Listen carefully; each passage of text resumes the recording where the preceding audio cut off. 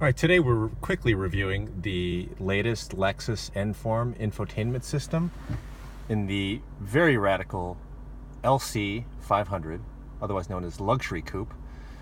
So we've never really liked Lexus Enform.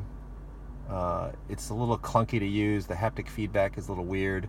Graphics are not the greatest, but they keep trying to improve on it, and we have to give them credit for trying. So in the LC500, there's a rather massive 10.3-inch split screen, which is very clear. It's very crisp. It looks better than other versions of the Enform system.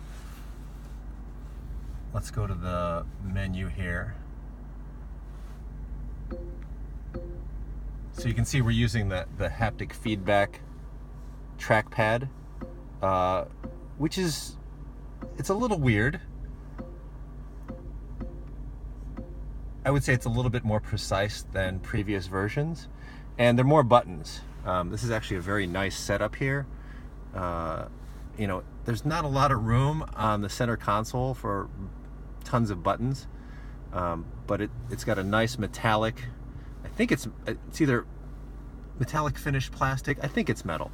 Anyway, this is not actually like an MMI system on an Audi or the command system on Mazda. It's actually just a rotary knob for power and volume on the audio. And then there's map, menu, back button. As far as I know, there is no home button, but you can always do that on the main screen. Audio buttons, seek, track, tune. These are nice. They feel good to the touch. It's kind of a knurled metal, and it's certainly the setup is better. It looks nice, but one issue that we have is, you know, when you're driving, like sitting still, this is fine, but once you're driving, it's kind of a pain. It feels imprecise. It's still a little bit vague.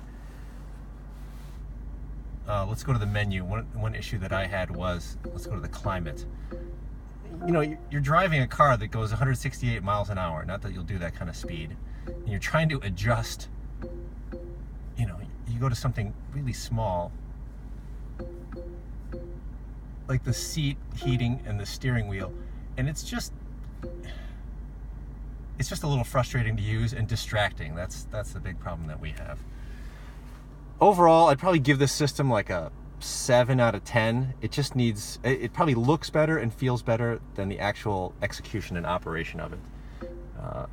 Lexus probably needs to rethink how they do this, especially for something, a car this high end.